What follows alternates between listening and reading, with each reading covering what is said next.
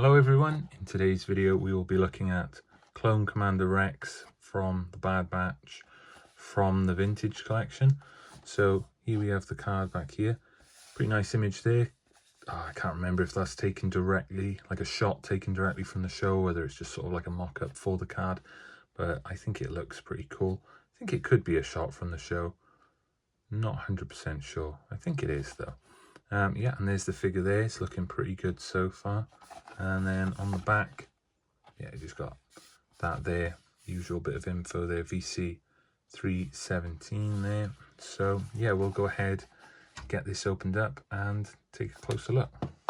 Okay, so straight off of the card, here we have the figure here, and he's looking pretty awesome. I mean, I think I've got two Rex figures.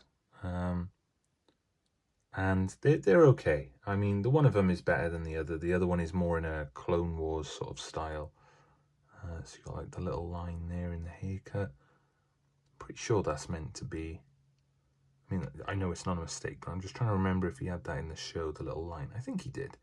But yeah, the hair is looking pretty on point. For the most part, I mean, yeah, there we go. So yeah, that face sculpt is great, even if he does have a bit of fluff and stuff sticking to him for some reason, but that face sculpt is great. The armor is all looking great. The paintwork, again, I think there's more. I think it's coming off the tasset. I think that's, I was trying to think where the black sort of bits of fluff on him were coming from, but I think they're coming from that, so that's understandable. But yeah, this is all looking pretty great. There and there, the articulation I'm assuming is going to be pretty spot on and great. Yeah, that's nice. So yeah, there's the sort of the back there, there's the front. That face sculpt I'd say is the highlight. I'm probably going to pose this one with the helmet off because it is a swappable head rather than a removable helmet, which I'm pretty sure the other sort of 501st members that I've got were removable helmets, I think, but this one's a swappable head, which I'm sort of more for because I find that's, you get better scaling with that. But that's pretty nice. I'm loving all that detail on there. Paintwork is looking really nice on that. And there's the rangefinder there. So we'll have a look at that on him in a sec. But yeah, one thing about this figure, that I'm pretty sure I mentioned it with the other 501st, this thing's rattling around. His sort of pauldron there easily pops off. I don't know why they do it. I don't know why it's not fixed on, or at least has sort of like maybe a peg to fix it on.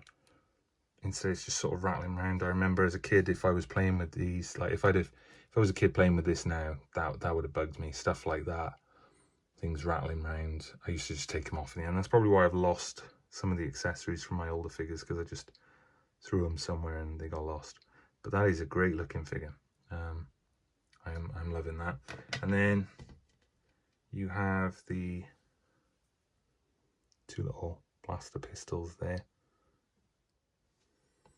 So yeah, obviously we have this one. This is the other one I've got, which was, I don't know, he's looking a bit manky actually. Now I've looked at him, I think he's a few years old. Yeah, you'll have to excuse that. That's not meant to be part of the armor. I was like, maybe that's weathering, but no, that's not meant to be there. But yeah, he's actually a bit grubby, so I might have to clean him up. But yeah, he's looking very similar. I think he's the most similar one. I'm pretty sure that is a removable head on there. Pauldron, see, even that pauldron on there doesn't move around quite as much as this new one. But yeah, not a lot of difference. Obviously, you've got the soft goods sort of like tacet-y thing there. Very similar, but I'm glad we've got a face sculpt on this new one now. This one isn't a bad one by any means. And then the other one I've got, which was this one, which I was never a fan of. He is very grubby. I really need to clean him. But yeah, he's more in the Clone Wars style, which is fine for what it is, but nothing compared to that. So we'll get this guy set up and we'll talk a bit more about him. Okay, so some final thoughts on this figure. I think it's great. I really like the 501st faction. They're some of my favourite figures, actually. So I've wanted a decent Rex for a while. I mean, the other one's not too bad by any means, but I'm probably going to pose this one with the helmet off like I've got with the other ones, just to have that Rex head sculpt, and it's a good head sculpt as well, so that's pretty great. No complaints really with this figure. Great articulation, the paintwork is all great, the likeness is there on the head sculpt, as was expected, and yeah, it's just nice to have a decent figure. He's on a Bad Batch card. It would be nice to at some point get the full Bad Batch. I'm just going to put that in there because I feel like any opportunity I get to say that. I mean, we've had Hunter Season 1, and I want to say that's it. Maybe I can't keep up with all the pipeline figures, so maybe there's more on the way I'm not sure at the time of recording this whether there is, but yeah, we need more Bad Batch, especially now Season 3 is done, and at least for a while that's probably all we're going to see of them. So yeah, it would be great to get more. I'm just going to add that really as a thought, because I didn't realise, I forgot he was on a Bad Batch card until I was opening it, but I thought I'd save that thought for the end.